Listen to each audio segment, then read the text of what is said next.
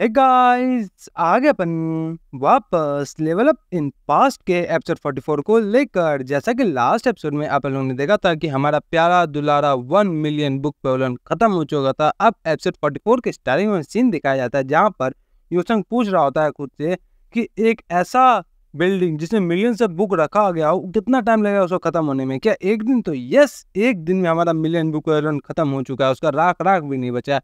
Total tens of thousand book को बस बचाया जा सका है, जिसमें से कुछ बेसिक मार्शल आर्टिस्ट का बुक है, कुछ बैटल फॉर्मेशन का बुक है, कुछ फॉरेन बुक है, कुछ डिक्शनरीज वगैरह है, कुछ स्ट्रेटेजी वाला बुक है। इस तरह से हमारा जो 1 मिलियन बुक पैटर्न था, जो हमारे जस्ट फैक्शन को सिंबलाइज करा था, वो खत्म हो चुका था।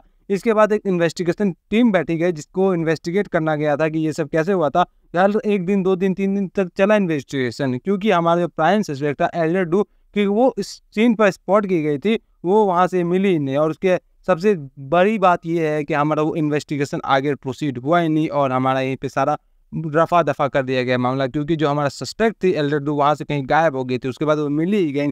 ऐसा ही बोला गया था कि एल्डर डू अचानक से गायब हो गई, उसको कोई देख नहीं पाया, उसका यहाँ तक लाश भी नहीं मिल पाया, इतना अच्छा से वो गायब हो गई। इसी तरह से हमारा ये सस्पेक्ट जो खत्म हो गया था। और उसके अलावा जो हमारा 9 ग्रेट सेक्ट और 1 ग्रेट क्लैन और 5 ग्रेट फैमिली था, वो भी इतना कुछ ज़्यादा टेंशन में लग नहीं रहा था। उन लोगों के लिए सब नॉर्मल सी बातें रहा था। उन लोगों को बस थोड़ा बहुत लग रहा था कि हाँ चलो कुछ कुछ प्रीशियस मार्शल आर्ट बुक तो नहीं चला गया, थोड़ा बहुत नुकसान हो गया, बस यही था। क्योंकि उसमें जो बुक सब था वो ऑलरेडी स्मॉल बंदों के लिए था और मीडियम सेक्ट वाले बंदों के लिए था। उन लोगों का कुछ भी सेक्ट के लिए नहीं था, तो उन लोगों का फाउंडेशन कुछ वीक नहीं हो रहा था। जो लोग बड़े बड़े सेक्ट के बंदे थे वो लोग तो उसके बुक को पढ़ते भी नहीं थे। इसी तरह के जो प्रेस्टीजियस सेक्ट वाले बंदे थे उसको इससे कोई मतलब ही नहीं था, वो लोग नॉन बिजनेस कर यहाँ से निकल जाते। लेकिन जो छोटा वाला सेक्ट का बंदा सब था वो लोग को थोड़ा बहुत दिक्कत होने लगा, क्योंकि इसके पास वो लोग कहाँ पे पढ़ेंगे बुक। तो ये सब चल के खत्म हो चुका था। अब आगे हम लोग को यूसन के द्वारा बताया जाता है कि वो सब मिलियन बुक पॉपुलर खत्म होने के बाद तो किसी को कोई फर्क नहीं पड़ा, लेकिन उस दिन के बाद से एक नया नाम बहुत ज़्यादा फेमस लगने लगा। उस नाम है लाइब्रेरी वेक्टर प्रोटेक्टर, जो कि हमारा यूसन का नाम दिया गया था बाकी सब बंदे के द्वारा। क्योंकि उस नाम के हिसाब से बताया गया, जब हमारा मिलियन बुक वेलन में आग लगा था तो 2 दोस्त जो कि बहुत गहरे दोस्त थे, एक दोस्त ने बिना सोचे समझे आग के बीच में छलांग लगा के अपने दूसरे दोस्त को बचा लिया।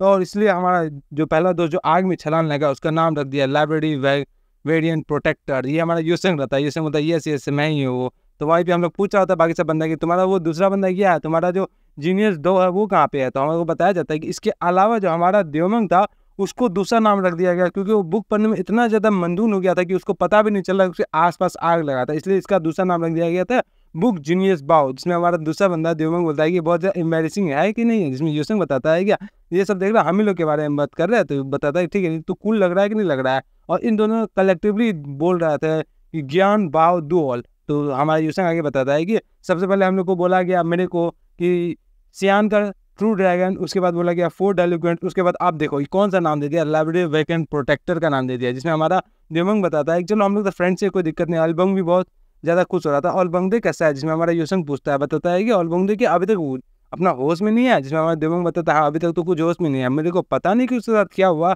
जैसे मैं यिंग यांग ब्रीथिंग टेक्निक का लास्ट पेज पढ़ रहा था वैसे पता नहीं मैं बुक का फॉर्मेशन के अंदर चला गया और आसपास कैसे क्या हो गया मेरे को कुछ भी पता नहीं चला। फायर कैसे लग गया, क्या हुआ क्या नहीं हुआ, सारी गलती मेरी है। मेरे को अलबंगदे से बचना चाहिए, अलबंगदे को बचाना चाहिए था। अलबंगदे पता नहीं कैसे अटैक लग गया, जिसमें यूसन बताता है क्या तो अपने आप को ब्लेम मत करो, तुम्हारा कोई फॉल्ट नहीं था। मन में सोचता है क्या मैं श्योर हूँ कि इसका पीछे हमारा एल्डर डू होगी, वही होगी, क्योंकि वो उतना टाइम पर मैंने उसको देखा तो वहाँ पे स्पॉट किया था। पता नहीं इसके बाद क्या ही होगा, क्योंकि हमारा अलबंगदे जो हमारा हेड मास्टर डिसेबल बनने वाला था। तो आगे सोचता है कि अब वो जो गायब भी हो गया था, अब हम लोग को रास्ता ही नहीं बचता उसको कैसे खोज के दिखा और क्या हुआ बोंदे के साथ।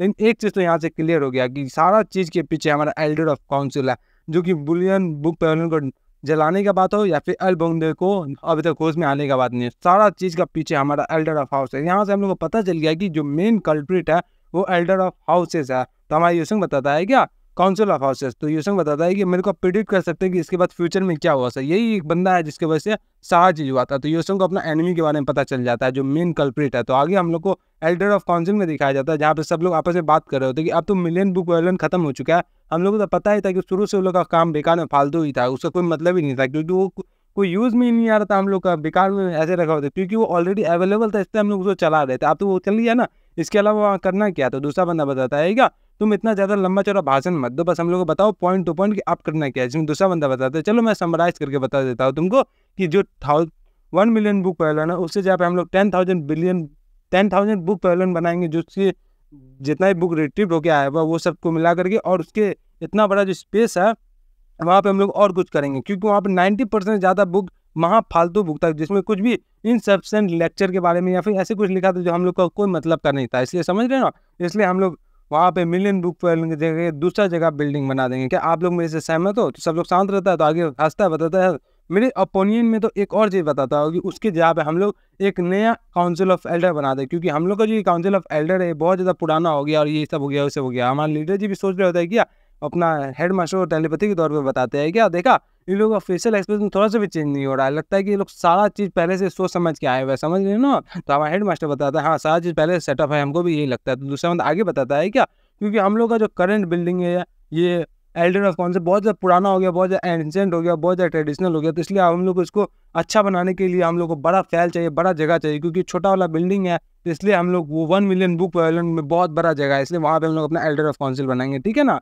तो बस सब लोग ठीक है बोलता है। तो हमारा नॉर्मन क्लैन का ग्रेट के अंदर बताता है क्या, तो जो वहाँ पे पहले बंदा रहता था वो सब क्या है, उसका प्लान क्या है ओल्ड काउंसिल बनने के बारे में। तो बताता है ये जो बिल्डिंग है यहाँ पे हम लोग 8 डिवीजन के बंदे को रख देंगे, और जो हम लोग नया बिल्डिंग बनाएंगे छोटा मोटा जो 10,000 बुक पैवेलियन रखेंगे, उसमें उन लोग को पड़ेगा जाकर, क्योंकि वो लोग भी शुरू से एक जगह पढ़ रहा था, उन लोग को भी अच्छा नहीं लग रहा था। दूसरा बंदा फिर से आगे बताता है क्या, तो क्या ये अच्छा बात होगा कि जो 8 डिवीजन के बंदे हैं वो पहले से शुरू से बुक के पास रहते थे, अब उन लोगों को अलग कर देना क्या सही चीज़ रहेगा? तो मन में सोचता है कि सारा बंदा अब हम लोग क्या ही कर सकते, देख रहा है सब लोग अपने बारे में सोच रहा है, सब लोग एल्डर ऑफ काउंसिल बनाने की सोच रहा है, लेकिन कुछ आए नहीं करना चाहते। यहाँ पे हमारा लीडर जी है वो इंटरप्ट करके बोलते हैं कि मेरे को माफ़ कर दीजिए इंटरप्ट करने के लिए, लेकिन मैं अपना कुछ प्रपोजल रखना चाहता हूँ। सबसे पहली बात है, ये जो जगह ये एल्डर ऑफ काउंसिल ये पता है बहुत ज़्यादा पुराना है, लेकिन ये इसको एकदम मोस्ट अच्छा जगह पे बनाया गया। उसके अलावा ये छोटा है पता है, लेकिन इसका अंदर जितना हम लोग का सफिशिएंट जगह थी उतना है, और ये एल्डर ऑफ काउंसिल ऐसा जगह पे बनाया गया जो कि स्काई के नीचे और धरती के ऊपर रखा गया, एकदम बीच वाला प्लेस में। और हम लोग का आसपास का लोकेशन भी बहुत अच्छा है, हम लोग तो एकदम हेवन और अर्थ के बीच में पड़े हुए हैं। तो क्या ही दिक्कत है आप लोगों को, ये तो हम लोग का एंशिएंट लोग देखे। फिर आगे लीडर जी बताते हैं कि इसके अलावा हम लोग के होते हुए जो कि हमारा जॉन का सबसे बड़ा बिल्डिंग है उसको हम लोग कैसे डिस्ट्रॉय हुआ दे सकता है। और उसके अलावा जो हमारा 1 मिलियन बुक पैवेलियन था वो बहुत ज़्यादा अंदर की तौर पर बैठा हुआ है, जहाँ पे हमारा हिडन ड्रैगन ऑफ वैली के स्टूडेंट लोग जो टैलेंटेड डिसाइपल है वो सब वहाँ पे जाते हैं। अगर उसको हम लोग हटा देंगे तो फिर जो स्टूडेंट का लाइट एंड होप है स्मॉल सेक्टर और मीडियम सेक्टर का, वो लोग बहुत ज़्यादा ऑफेंड हो जाएंगे। और अगर इसके अलावा हम लोग 1 मिलियन बुक पैवेलियन जैसा ही एक उससे बड़ा लाइब्रेरी वहाँ पे बना दे, तब तो हम लोग का बहुत ज़्यादा नाम हो जाएगा। हम लोग का जनरेशन टू जनरेशन आप लोगों का नाम याद रहेगा, आप लोग का बहुत ज़्यादा नाम हो जाएगा, समझ रहे हो ना। तो क्या आप लोग मैं इस डिसीजन पे अच्छा करते हैं? क्या आप लोग क्या राय है इस डिसीजन पे कि हम लोग वहाँ पे एक नया बिल्डिंग बनाए जो कि पुराना बिल्डिंग से भी बड़ा हो? तो आप लोग क्या समझ रहे थे, जिसमें हमारा सब लोग शांत हो जाता है। उधर बाद तो फिर से उधर से बुढ़ा मास्टर बताता है कि हाँ आपका जो सजेशन है वो बहुत ज़्यादा अच्छा है, इसका कोई रिफ्यूज़ नहीं कर रहा है, क्योंकि इस सजेशन से मैं भी एग्री कर रहा हूँ। और कौन कौन एग्री कर रहा है देखता है, बताता है सब लोग एग्री कर रहे हैं। तो आगे बताता है लेकिन उसको जो कंसिडर करने का पैसा है वो हमारे काउंसिल के पास बजट में नहीं है। उसके अलावा क्या ख्याल है आपका, हम लोग के पास पैसा कहाँ से आएगा? जिसमें हमारे लीडर जी बताते हैं उसका आप टेंशन मत लीजिए, हम लोग के पास एक बहुत ही बड़ा स्पॉन्सरशिप आया हुआ है जो कि बस न्यू लाइब्रेरी बनाने के लिए दिया गया था ग्रेट हीरो को। तो बताता है क्या एक स्पॉन्सरशिप आया, कौन है वो? तो इसमें आगे लीडर जी बताता है क्या, उसने मेरे को खुद ही नहीं बताया उसका नाम, लेकिन उसका टेंशन ज़्यादा कुछ ख़राब नहीं है, क्योंकि मैंने उसको फर्स्ट टाइम अपने से पैसा वापस करने की कोशिश किया। उसने बोला कि मेरे को बस एक ही चीज़ चाहिए, यहाँ से बस एक चीज़ मैं वो कर दो, ये सारा पैसा तुम ले लो। तो वो हैरान हो जाता, बताते क्या, तो बताते इस सारा चीज़ के बदले वो एक चीज़ मांगा है कि वो जो 1 मिलियन बुक पैवेलियन है उसका नाम हटा के दूसरा चीज़ रखना चाहता है। बताता है क्या, यूसंग का सीन दिखाया जाता है, क्योंकि यूसंग ही उसका स्पॉन्सर रहता है। यूसंग बताता है क्या ये सही नहीं रहेगा उसको स्पॉन्सर करने के लिए, तो हमारे लेडी यून रहते उस चुपचाप खरीद रहते। तो आगे यूसंग बताता है क्या, ऐसा जो कि मूरिंग का सबसे ज़्यादा फेमस बिल्डिंग, सबसे बड़ा लाइब्रेरी जो का नाम मैं डिसाइड कर दूँ, तो ये तो बहुत ज़्यादा चीप मिल गया मेरे को, बहुत ज़्यादा सस्ता दाम में मिल गया, मज़ा ही आ गया। जिसमें हमारी लेडी बताती है मेरे को तो अभी पता नहीं चलता आप नाम रख के क्या ही करेंगे, आप जो करते हैं मेरे को कुछ भी समझ में नहीं आता है, क्या उसको कोई मतलब है उसको नाम रखने के लिए? तो यूसंग बताते हैं ये एक सीक्रेट है। तो यूसंग आगे बताता है कि जब भी तुमको फेवर मिला हो और उसको तुमको रिपे करने का कोई जरिया ना दिख रहा हो, तो तुम बस एक ही चीज़ कर सकती हो, तुम कितना ज़्यादा कुछ अपने से दे सकते हो वो दे सकते हो। क्या तुम समझ में आ रहा है तुमको? तो मिस यून बताती है कि ना, और शायद मैं जब तक मरूंगी तब तक भी मेरे को समझ में नहीं आएगा। तो ये यूसंग आगे बताता है क्योंकि ये मेरा खुद का इच्छा है, मैं खुद से ही देना चाहता हूँ, क्योंकि मुझको वो जो मिलियन बुक पैवेलियन से बहुत सारा चीज़ मिला है, जिस रिस्पेक्ट में मैं उसको दे रहा हूँ उसके हिसाब से तो कुछ भी नहीं है। और मन में सोचता है कि मेरे को सही में बहुत ज़्यादा चीज़ मिला, मेरे को जितना भी लकी इनकाउंटर हुआ है सब वहीं से मिला ऊपर से। इसलिए मैं यिंग यांग सेज को और उसका रिस्पेक्ट शो करने के लिए उनका नाम रखना चाहता हूँ 2.1 मिलियन बुक पेवेलियन। तो आज से मिलियन बुक पेवेलियन का नाम हो जाए 2.1 मिलियन बुक पेवेलियन। और मन में सोचता है योसन की, क्योंकि ऐसा कोई भी जगह नहीं और कोई भी रास्ता नहीं जहाँ पे मैं उसको उनका चीज़ वापस कर सकता हूँ। ये ही कर सकता हूँ मैं जो कर सकता हूँ। वो उसके बाद का सीन दिखाया जाता है जहाँ पे स्नो अचानक से गिरने लगता है और उसके बाद जो होता है सब चीज़ वो नॉर्मल सी होने लगता है। योसन भी अपना एक जगह बैठ के देख रहा होता है, संग्रहालय दे रहा होता है कि चाइना में क्या होता है कि जो बंदा है उसको जिसको अपना ऑनर प्रोवाइड करना है उसको ड्रिंक जाके सर्व करता है। तो वही हमारा योसन उसको ड्रिंक सर्व कर रहा होता है। पीछे से हमारा जिनो आता है, जिनो बताता है क्या ये ड्रिंक तो योंगचो ड्राओ है, इसका सेंट मस्त लगता है, इसको पीने में तो और ही मजा आता है। तुम किसको भी फ्यूनल दे रहे हो, मैं आशा करता हूँ कि उसको बहुत अच्छा मिले फ्यूनल पे, ठीक है ना। तो ये योसन बताता है कि आप यहाँ पे क्या कर रहे हो जिनो। तो जिनो बताता है क्या तुमको टेंशन लग रहा है, मैं फिर से ड्रिंकिंग करना स्टार्ट कर दिया। जिसमें योसन बताता है क्योंकि आपने अभी बोला कि इसका टेस्ट बहुत अच्छा लगता था, तो इसका मतलब ये है कि आप अभी तक इसको ड्रिंक करना स्टार्ट नहीं किया, आप इसको जरूरी से बातें बहुत ज़्यादा मिस करते होंगे। तो ये अपना जिनो बताता है क्या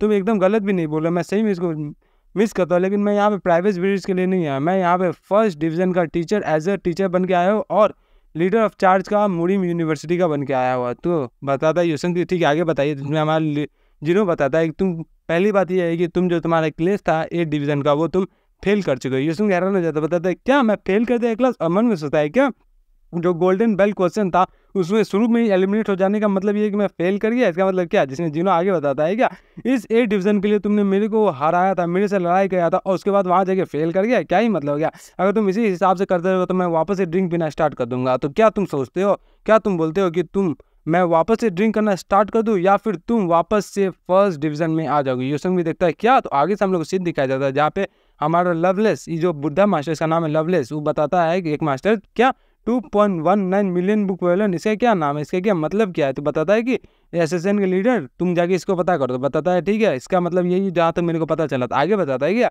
आगे जो हम लोग उस बेनिफैक्टर के बारे में हमारा लीडर जी बता रहे थे, क्या उसके बारे में कोई खबर है। जिसमें हमारे लीडर जी बताते हैं ना उसमें कोई खबर नहीं है। हमको तो ये पता है कि लीडर जी को भी पता नहीं उसका स्पॉन्सर कौन है, क्योंकि वो जो पैसा वो गेट के सामने रख के गया हुआ था गोल्ड के रूप पे। तो हमारा बताता वो ऐसी बात है। और उसका क्या नाम है जो बेस्ट मर्चेंट ग्रुप है उसने क्या बताया इतना बड़ा ट्रांजेक्शन होने के लिए, क्या उनके पास कुछ खबर है। बताता नहीं, उन्होंने भी कुछ नहीं कहा कि उनके पास भी कुछ खबर नहीं है। लगता है जहाँ पे हमारे लीडर जी आगे बताते हुए बताता है कि जो उनका सबसे ग्रेटेस्ट मर्चेंट ग्रुप है उन्होंने आगे ये बोला है कि आपसे उन लोग को 9 ग्रेड सेक्ट को स्पॉन्सर करना बहुत मुश्किल होगा, इससे नेक्स्ट ईयर से वो इन लोगों को स्पॉन्सर नहीं कर सकता। हमारा लीडर जी भी सोचता है क्या इसका मतलब वो लोग को स्पॉन्सर नहीं कर सकता। इसका सिंपल से मतलब ये है कि वो रिवर क्रॉस करने के लिए उनको जितना भी मदद चाहिए था वो तो ले लिया, उसके बाद वहाँ से पाव हटा ले। तो आगे बताता है कि अब क्या हो गया, जो मर्चेंट ग्रुप है वो यहाँ से स्पॉन्सरशिप हटा करके सिंपल सी बात है वो अब 5 ग्रेट फैमिली को स्पॉन्सरशिप कर रहे हैं। इसके मतलब ये है कि वो हम लोग अब एनिमी बनने का सोच रहे थे, हम एनिमी को सपोर्ट कर रहे हैं। जिसमें आगे बताता है क्या तो अब इसका मतलब ये है कि हम लोग को दूसरा तरह से ट्रीट करना चाह रहे हैं वो लोग, इसका मतलब यही ना। तो आगे बताते क्या आप बोल रहे हो क्या मैं उसको जाके खत्म कर दूं, क्या ही बोलते हो। तो बताता है नहीं खत्म करने का क्या ही मतलब है, अभी तो ऐसा ही नहीं है, जो कर्मा है कर्मा ही ऐसा होना चाहिए। तब बताता है क्या तुम बस उनको जाके एक बात बता दो जो मैं बोलता हूँ ध्यान से सुनो। तो उनको बस ये बोल देना कि अभी भी टाइम खत्म नहीं हुआ, छोटा छोटा पीस का एडवाइस दे देना उनको कि अगर आप अभी राइट टाइम पे आ जाएंगे, राइट पाथ पे आ जाएगा तो आपके लिए सही रहेगा, नहीं तो आपके लिए खराब हो जाएगा। तो बताता लीडर ठीक है हम यही ऑर्डर देंगे, ये बोल के वहाँ से गायब हो जाता है। फिर हमें थोड़ा शांत मन में सोता है क्या बुद्धा का ट्रू इंटेंशन कोई भी नहीं जान सकता है, बुद्धा ऐसे ही होता है। तो बताते तुमको क्या लगता है, मन में यही सब सोच रहा था अपने बारे में।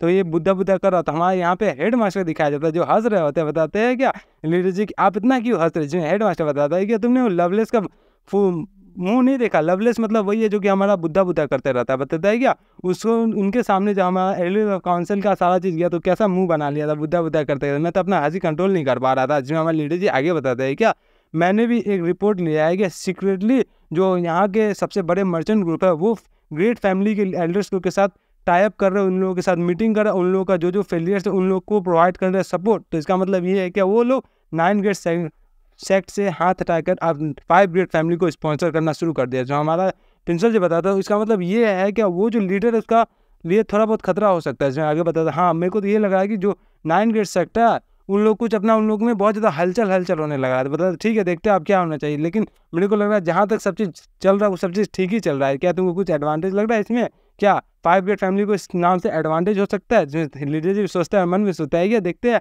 इसे क्या इंटेंशन था पता ही नहीं, कुछ ऊपर से कोई नोटिस नहीं कर पाया क्या हुआ क्या नहीं हुआ। जिसमें हमारा बुद्धा बताता है कि ठीक है और कोई दिक्कत नहीं है। और ऊपर से मैं जो उन लोग मेरे डिसाइपल को भी टच किए और ऊपर से 1 मिलियन बुक पेवेलियन को भी टच किए। तो जिसमें हमारे लीडर जी बताते हैं क्या सबसे पहली बात है जो अल्बोंग है वो अभी तक अनकॉन्शियस है, लेकिन उसका लाइफ डेंजर में नहीं है। और दूसरी बात ये है क्या उन लोग को इतना भी डर नहीं लगा कि हम लोग कुछ कर सकते हैं कि नहीं कर सकते। जिसमें हमारे भी हंसता बताता है ये सब बस उस बास्टर की वजह से हुआ जिसने उन लोगों का सारा प्लान खत्म कर दिया। जिसमें लीडर सोचते हैं हाँ यो संग उसने एक अलग ही चीज़ कर दिया जिसकी वजह से सारा चीज़ खत्म हो गया। ना तो अल्बोंग ने चोट लगा, ना तो देवोंग चोट लगा, ना तो किसी को चोट लगा और सारा मामला हाथ में आ गया। ये जो योसंग अकेला ही ऐसा बंदा है जो कि स्मॉल ग्रेट और मीडियम साइज के सेक्ट के इंडिपेंडेंटली वॉरियर को गेन कर सकता है, उसका अलायंस का उसका पावर बढ़ा सकता है। यूसन इकलौता ऐसा बंदा है जो कि इतना सारा काम कर लिया, लेकिन मेरे को बहुत ज़्यादा शेमफुल हो रहा है क्योंकि हम लोग उस पर बहुत ज़्यादा बर्डन डाल रहे हैं। क्या आपको नहीं लगता है? आपको हेड मास्टर बताते बस तुम लोग रुको और देखो क्या होता है क्या नहीं होता है। उसके अलावा हम लोग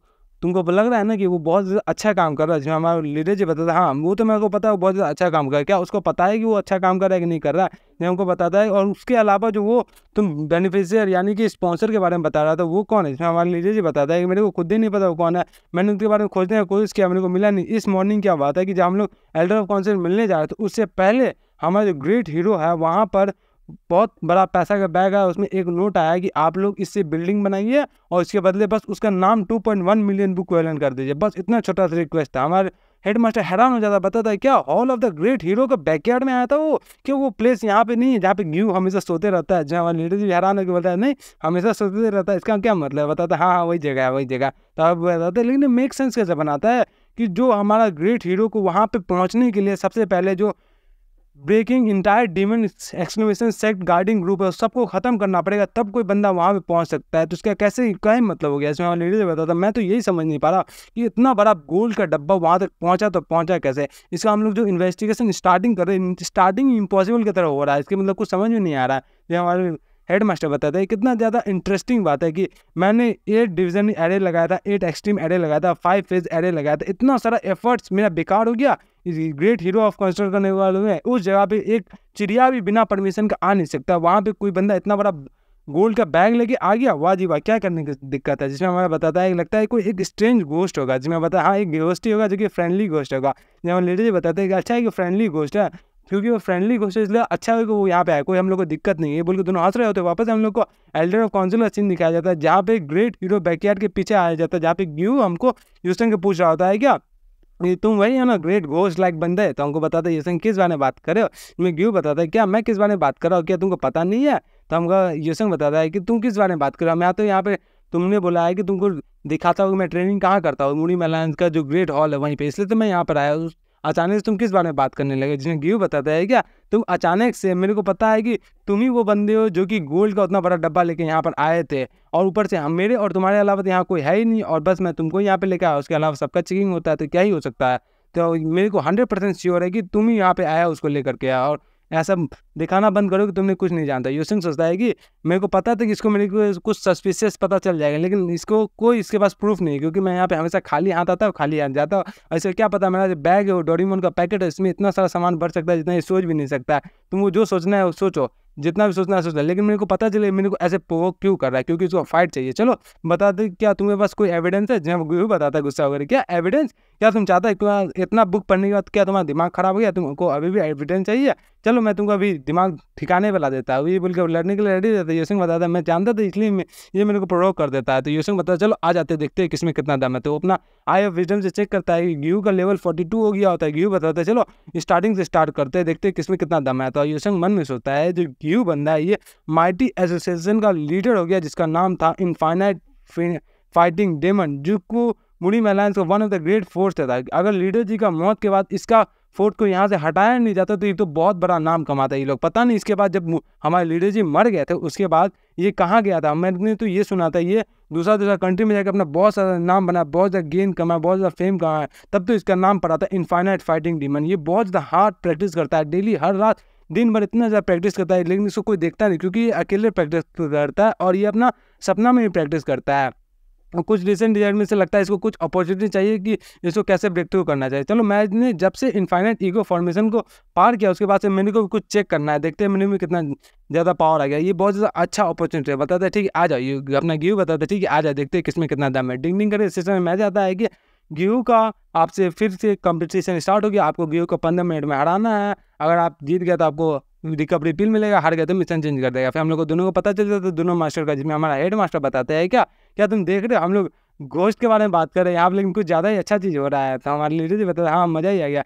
1 साल हो गया टोटल जब इन लोगों का फाइट देखा था। लास्ट टाइम इन लोगों का फाइट हम लोग ड्रैगन और फिनिक्स एग्जाम में देखा था, जो कि सांची में था। हमारे लीडर जी बताते हैं हाँ 1 साल हो गया, टाइम बहुत जल्दी जाता है। तो हमारे लीडर जी बताता है क्या, मैं जानता हूँ कि अब मेरा डिसाइपल और वो बंदा जिसके पास अभी भी आपका नजर जाता है, वो दोनों का आप फाइट देखने के लिए बहुत ज़्यादा एक्साइटेड है। क्या लगता है इस बार कौन जीतेगा? जिसमें हमारा हेड मास्टर बताता है कौन केयर करता है कौन जीते कौन नहीं जीते, बस दोनों का फाइट मस्त होना चाहिए। जिसने आगे बताता है क्या आप क्यूरियस नहीं है? मैं तो जानता हूँ 100% आप बहुत ज़्यादा क्यूरियस। यहाँ पे ग्यू का सीन दिखाया जाता है जो अपना क्रंचिंग टाइगर अटैक करने वाला रहता है। बताया क्या तुम रेडी हो? जिसमें यूसंग भी अपना पीछे से माउंटेन स्टैंड वाला फोर्स लगा के बताता है चल आ जाओ देखते हैं किसमें कितना दम है। दोनों करके अटैक करते हैं, दोनों का पंच आपस में टकराता है। ग्यू का पंच बड़ा होता है, यूसंग का पंच छोटा होता है, लेकिन दोनों का पावर बराबर ही होता है। अपना यूसंग बताता है तुम्हारा पंच तो कुछ ज़्यादा ही थोड़ा बहुत हैवी है। ग्यू बताता है क्या थोड़ा बहुत हैवी है? जिसमें वो बोल के अपना फिर दोनों हाथ खोलता है और फिर दोनों आपस में एक दूसरे पंजा उंजा लड़ाने लग जाता है, एक दूसरे को ठेलने लगता है। तो ग्यू बताता है क्या आप देखते हैं किसमें कितना दम है? यूसंग बताता है हाँ देखते हैं। ये बोल के एक दूसरे ठेलने लगता है। अब यूसंग मन में सोचता है क्या अनएल्डिंग स्ट्रीम मॉन्स्टर ग्यू, इसका हाइट 2.1 मीटर है और इसका जो फ्यूचर है बहुत ज़्यादा अच्छा, और इसका जो फिगर है बहुत देख के डरावना लगता है। इससे पहले ये अपना माइटी एसोसिएशन ग्रुप बनाया था, इसमें भी बियर जैसा बंद सब रहता है जिसका साइज इतना ही लगभग आसपास था। ये गाय एक रियल बियर है जो कि एक अल्फा बियर के साथ कंपेयर कर सकता है। एकदम पावरफुल बंदा जो कि लगभग 100 अल्फा बियर के बराबर में हो, ये बोल के बताता है। लेकिन फिर भी इसको हराया जा सकता है, इस बियर से डील करना मेरे को आता है, ये बोल के वो झुकता है और अपना मास्टर ऑफ डक वो इस्तेमाल करके उसे नीचे झुके उसको गिरा देता है। ग्यू भी परेशान हो जाता है। फिर अपना चैंपियन में ड्रैगन फिनिक्स का इस्तेमाल करके अपना हाथ में बाला ला के अपना स्टैंड 120% बढ़ा के ग्यू पर अटैक करता है। ग्यू मुड़ता है पीछे में और अपना जितना भी अटैक होता है यूसंग अपना सील पे ले लेता है। ग्यू बताता है क्रोस्टल माउंटेन स्पेस टम्बलिंग अटैक कर देता है यूसंग पे। यूसंग के पीछे जाके फिर आता है। यूसंग बताता है क्या तुमने ये जो सील हुआ है टेक्निक तो उसको मास्टर कर लिया? जिसमें ग्यू बताता है हाँ मैंने तो मास्टर कर लिया, चलो अब तू अपना वो टेक्निक दिखाओ जिसके बाद तुम बोलते हैं कि असुरा वेपन आर्ट्स ऐसे कुछ नाम है। जिसमें यूसंग बताता है कि अगर तुम बोलते भी नहीं फिर भी मैं तुमको दिखाता, उसका नाम है 10 weapon demon technique hexadic weapons art. ये बोल के अपना पावरफुल असुरा टेक्निक इस्तेमाल करने जा रहा। तो यूसंग तो हमारा हेड मास्टर बताता अब तो मैं बहुत ज़्यादा सीरियस हो गया है कि कोई भी जीते कोई भी नहीं जीते, लेकिन ये डुअल तो बहुत ज़्यादा मस्त है, दोनों का जोड़ी बहुत अच्छा है। ये तो हम लोग का हेवन की तरफ ब्लेसिंग आ गया। ये ऐसा बंदा यहाँ पे हम लोग के पास आया, एक बहुत ज़्यादा ताकतवर एक बहुत ज़्यादा जिद्दी टाइप का बंदा है। ये दोनों का तो मस्ती है। तो यहीं पे हमारा इस सीज़न 1 को ख़त्म करते हैं और हम लोग को राइटर का चेहरा दिखाया जाता है जो बताता है कि सीज़न 1 ख़त्म हो चुका है। जहाँ पे बहुत ज़्यादा मेहनत करने के बाद राइटर हम सारा कमेंट करता है कि सीज़न 1 बहुत अच्छा लगा इन लोगों को, और राइटर बहुत ज़्यादा खुश होकर अपना इंट्रोडक्शन देता है। हमारा जो राइटर है उसका नाम किम जिनवो है, और ये हमारे जो मेंबरशिप वाला बंदे हैं उन लोगों का पैसा से जीता है। यानी कि मैं भी अपना मेंबरशिप लोगों के पैसे से जीता हूँ और आप लोगों के व्यू से भी जीता हूँ थोड़ा बहुत। तो बताता है ठीक थैंक यू आप लोगों को यहाँ तक पहुँचने के लिए। इसका जो नेक्स्ट पार्ट आएगा वो 1-2 दिन में आ जाए, क्योंकि ऑलरेडी इसका सीज़न अवेलेबल है हम लोग का, क्योंकि यहाँ पे सीज़न 1 ही ख़त्म हो गया है। यहाँ पे हमारा जो राइटर होता है वो अपना पास्ट के बारे में बताता है मैंने सोचा सबसे पहले क्या सीज़न 1 को यहाँ पे ख़त्म कर दूंगा जहाँ पर हमारा यूसंग को एंट्री मिल जाता है यूनिवर्सिटी में। लेकिन फिर हमारा जो उसका बॉस होता है उसको इतना मार के काम कराता है कि उसको यहाँ तक भेज देता है। बताता है बहुत पैसा आ रहा है, बहुत नया क्रिएटर है, बहुत सारा मेंबरशिप बढ़ रहा है, जल्दी से जल्दी बढ़ा। ये बढ़ाते उसको गाजर देता था खिलाता था, बता ले ये खा गाजर और काम कर। इतना लोड प्रेशर बढ़ गया था कि मेरा का बैंड ही बजा। लेकिन अब काम करते एट द एंड में इस पोजीशन पे आ गया। अब हम लोग कुछ थोड़ा देर के लिए ब्रेक लेंगे। हमारा लीडर बताता है यहाँ पे जो राइटर है नहीं ये मैं कोई ब्रेक नहीं लूँगा। जिसमें आगे बताता है कि ये जो हमारा जो कैट है ये हमारे राइटर का कैट है जिसके नाम पर ही हमारा जुजू का नाम रखा हुआ है। तो बताता उधर का बच्चा आता है, बच्चा लेकर राइटर का चला जाता है। तो यहीं पे हम लोग अपना सीज़न 1 को ख़त्म कर देते हैं। अब सीज़न 2 आपका कल या परसों देखने को मिल जाएगा, परसों ही देखने को मिल